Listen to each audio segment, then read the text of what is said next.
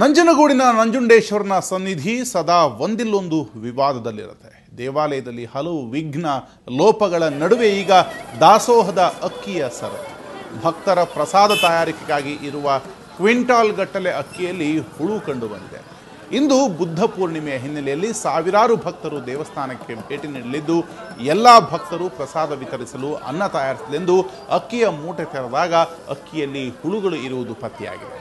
ಈ ಅಕ್ಕಿಯಿಂದ ತಯಾರಿಸಿದ ಪ್ರಸಾದ ಸೇವಿಸಿದರೆ ಭಕ್ತರ ಸ್ಥಿತಿ ಏನಾಗಬೇಡ ಅಂತ ಪ್ರಶ್ನಿಸಿ ಇಬ್ಬರ ಬೇಜವಾಬ್ದಾರಿಯನ್ನು ಖಂಡಿಸಿ ವ್ಯವಸ್ಥಾಪಕ ಮಂಡಳಿಯ ಅಧ್ಯಕ್ಷ ಮನೋಹರ್ ಕುಮಾರ್, ದಾಸೋಹ ಭವನದ ಉಸ್ತುವಾರಿ ಗಂಗಣ್ಣ ಹಾಗೂ ಗುತ್ತಿಗೆದಾರ ಮಹದೇವ ಸ್ವಾಮಿಗೆ ನೋಟಿಸ್ ಕೊಟ್ಟಿದ್ದಾರೆ.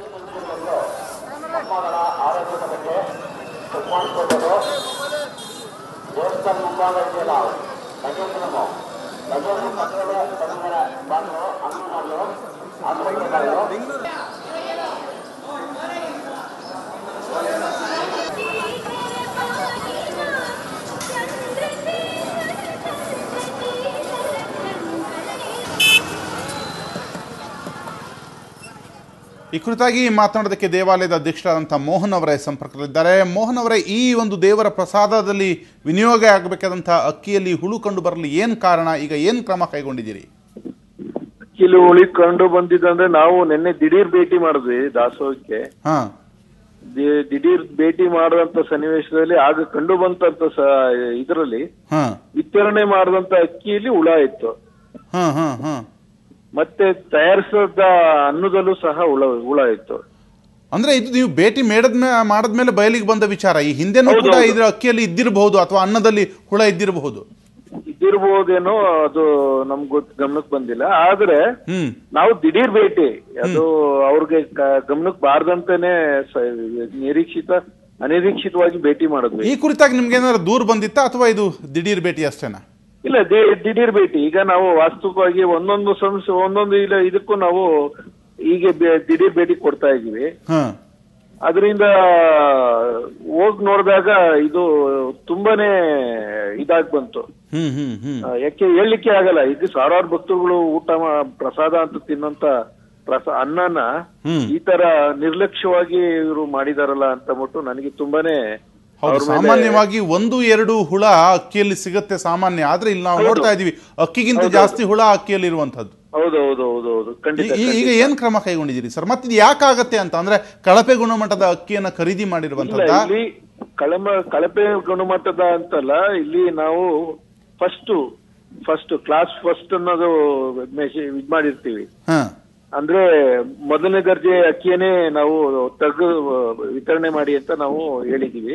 ಅವರು ಮೊದಲನೇ ದರ್ಜೆ ವಿತರಣೆನೆ ಮಾಡಿದ್ದಾರೆ.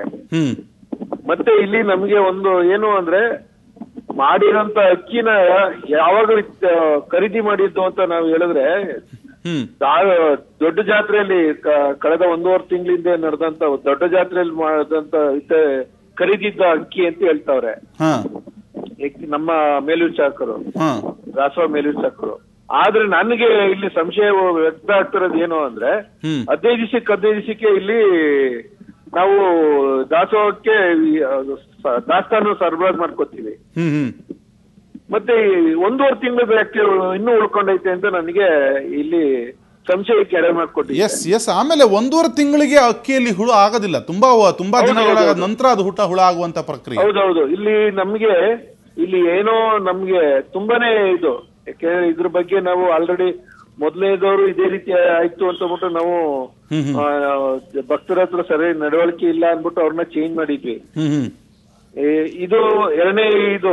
ಈಗ ವಿತರಣೆಯಲ್ಲಿ ಮಾಡ್ತಂತ ಅವ್ರಿಗೆ ಗೊತ್ತಿದ್ರು ಏನಂತ ಅಕ್ಕಿಯಲ್ಲಿ ಹುಳ ಐತೆ ಅಂತ ಗೊತ್ತಿದ್ರು ಸಹ ಅವರು ಸರಬರಾಜು ಮಾಡೋರೆ ಅಡಿಗೆ ಕಾಂಟ್ರಾಕ್ಟರ್ಗೆ, ಅಡಿಗೆ ಗುತ್ತಿಗೆದಾರನ್ಗೆ. ಮಾಡು, ಪರವಾಗಿಲ್ಲ, ತೊಳೆದು ಹಾಕು ನೀನು, ಪರವಾಗಿಲ್ಲ, ಏನೂ ಆಗಲ್ಲ ಅಂತ. ಓಹೋ. ಅಂದ್ರೆ ಈಗಾಗಲೇ ಕೆಲವು ಭಕ್ತರು ಅನಿವಾರ್ಯವಾಗಿ ಭಕ್ತಿಯಿಂದ ಈ ಹುಳ ಇದ್ರೂ ಕೂಡ ಪ್ರಸಾದವನ್ನು ತಿಂದು ಹೋಗಿದ್ದಾರೆ ಕೆಲವು ದಿನಗಳಿಂದ. ಈಗ ಭಕ್ತರು ಯಾರು ಸಹ ಹೇಳಲ್ಲ, ನಾವು ಕೇಳ್ತೀವಿ, ಆಚೆ ಇದ್ದಾಗ ಕೇಳ್ತೀವಿ ಊಟ ಹೆಂಗಿತ್ತು ಹೇಳಿ ಅಂತ. ಅವ್ರು ಹೇಳ್ತಾರೆ, ಸರ್ ದೇವ್ರ ಪ್ರಸಾದ ಹೆಂಗಿದ್ರೇನ್ ಸರ್, ಚೆನ್ನಾಗಿರುತ್ತೆ ಅಂತಾರೆ. ಆದ್ರೆ ಇಲ್ಲಿ ನಮಗೆ ಏನು ಅಂದ್ರೆ ಗುಣಮಟ್ಟ ಬೇಕು, ನಮ್ಗೆ ಕ್ವಾಲಿಟಿ ಬೇಕು ಮೇಯ್ನು. ಆ ಗುಣಮಟ್ಟದಲ್ಲಿ ಇದ್ ಮಾಡ್ಬೇಕು.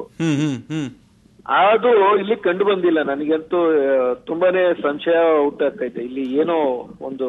ಈಗ ಅವ್ರು ಹೇಳ್ತಾ ಇರೋದು ಇದಾದ್ರೆ ಇಲ್ಲಿ ತುಂಬಾನೇ ಇದ್ರ ಬಗ್ಗೆ ಒಂದು ಕೈವಾಡನೆ, ದೊಡ್ಡ ಕೈವಾಡನೆ. ಖಂಡಿತವಾಗಿ ನೀವು ಹೇಳಿದ ಹಾಗೆ ಭಕ್ತರು ಅತ್ಯಂತ ಮುಗ್ಧವಾಗಿ ಭಕ್ತಿಯಿಂದ ಈ ಪ್ರಸಾದವನ್ನು ಸ್ವೀಕರಿಸುವಂಥದ್ದು. ಆದ್ರಿಂದ ಇಲ್ಲಿ ಅವ್ಯವಹಾರ ಮಾಡಿದವರಿಗೆ ಕ್ಷಮೆ ಇಲ್ಲ ಎನ್ನುವಂಥದ್ದು. ಅದರ ಬಗ್ಗೆ ಈಗಾಗಲೇ ಹಲವಾರು ವಿಚಾರಗಳಲ್ಲಿ ಕ್ರಮ ಕೈಗೊಂಡಿದ್ದೀರಿ. ಈ ವಿಚಾರವೂ ಕೂಡ ತನಿಖೆ ಆಗಲಿ ಮತ್ತು ಸೂಕ್ತ ಕ್ರಮವನ್ನು ಜರುಗಿಸಿ ಮೋಹನ್ ಅಂತ ನಿಮ್ಮನ್ನು ಕೇಳ್ಕೊತೀವಿ. ಧನ್ಯವಾದಗಳು ಸರ್ ಸುವರ್ಣ ನ್ಯೂಸ್ ಜೊತೆ ಮಾತನಾಡಿದ್ದಕ್ಕೆ. ಇನ್ನು ಕಮಿಟಿಯ ಸದಸ್ಯರಾದಂಥ ಶಿವನಾಗಪ್ಪ ಅವರು ಕೂಡ ಸಂಪರ್ಕದಲ್ಲಿದ್ದಾರೆ. ಶಿವನಾಗಪ್ಪ ಅವರೇ ನಮಸ್ಕಾರ. ನಮಸ್ಕಾರ ಸ್ವಾಮಿ. ಅನ್ನದಾಸೋಹ ನಡೆಯುತ್ತೆ, ಭಕ್ತರು ಭಕ್ತಿಯಿಂದ ಈ ಒಂದು ಅನ್ನವನ್ನು ಸ್ವೀಕಾರ ಮಾಡ್ತಾರೆ. ಆದರೆ ಕಳೆದ ಕೆಲವು ದಿವಸಗಳಿಂದ ನಂಜುಂಡೇಶ್ವರನ ಈ ಒಂದು ಸನ್ನಿಧಿಯಲ್ಲಿ ಕೊಟ್ಟಂತಹ ಅನ್ನದಲ್ಲಿ ಹುಳ ಇದು ಅನ್ನುವಂಥದ್ದು ತಮ್ಮ ಗಮನಕ್ಕೆ ಬರಲಿಲ್ಲ ಸರ್? ಇದು ಅದು ಸ್ವಾಮಿ ನಮಗೆ ಭಕ್ತರು ಹೇಳ್ತಾ ಇರಲಿಲ್ಲ. ಆಮೇಲೆ ಏನೋ ನಿನ್ನೆ ಒಂದು ಸಂಶಯ ಬಂತು ನನಗೆ. ಸಂಶಯ ಬಂದಾಗ ನೆನ್ನೆ ತಿರ್ಗಾಡ್ಕೊಂಡು ಹೋದೆ ನಾನು. ಹೋಗ್ಬೇಕಾದ್ರೆ ಒಂದು 4 ಮೂಟೆ ಹುಳಗಳು ಮೇಲಕ್ಕೆ ಬರ್ತಾ ಇತ್ತು. ಅದೇ ತರ ಬೇರೆ ಅಕ್ಕಿಲಿ ಅದೇ ಮೂಟೆಗಳಲ್ಲಿ ಬೇರೆ ಅನ್ನನೂ ಮಾಡಿಟ್ಟಿದ್ರು. ನಾನು ಅಡಿಗೆ ಅವ್ರು ಕೇಳಿದೆ ಏನಪ್ಪಾ ಇದು ಅನ್ಕೊಂಡು. ಸ್ವಾಮಿ ಅವರು ಕೊಟ್ಬಿಟ್ಟು ಹೋದ್ರು. ಅಂದ್ರು ಸರಿಯಪ್ಪ ಇದು ಹುಳ ಬಂದಿದ್ದೆ, ನೀನು ಇಂಥ ಅಕ್ಕಿ ಅಡಿಗೆ ಮಾಡ್ತಾ ಇದೆಯಲ್ಲ ಅವ್ರು ಕೊಟ್ರು ಅಂತ ಹೇಳ್ತಾ ಇದ್ದೀರಾ ಅಂತ ಕೇಳಿದೆ.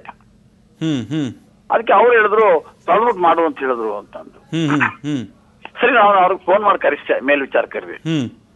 ಅವ್ರು ಬಂದದ್ದೆ ಏನು ಅಂತ ಕೇಳಿದ್ರು.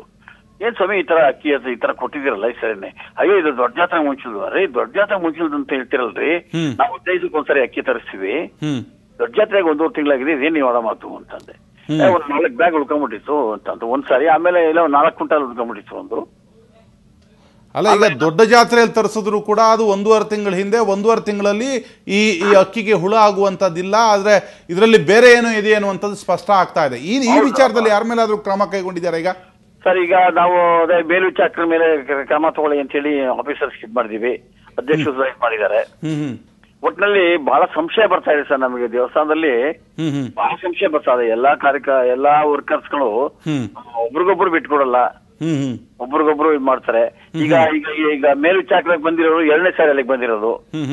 ನಾವೇ ಹಾಕಿಸ್ತಾ ಅವ್ರಿಗೆ ಒಳ್ಳೆಯವರು ಮತ್ತು ಸ್ವಲ್ಪ ಅನುಭವ ಇದೆ ಮಾಡಿಸಿ ಅನ್ಬಿಟ್ಟು ಒಳಗಡೆ ಬೇಕಂತ ಕುತಂತ್ರಗಳು ಮಾಡ್ತಾ ಇದ್ದಾರೆ ಸ್ವಾಮಿ. ಇವೆಲ್ಲ ಮೇಲ್ನೋಟ ಕಾಣ್ತಾ ಇದೆ.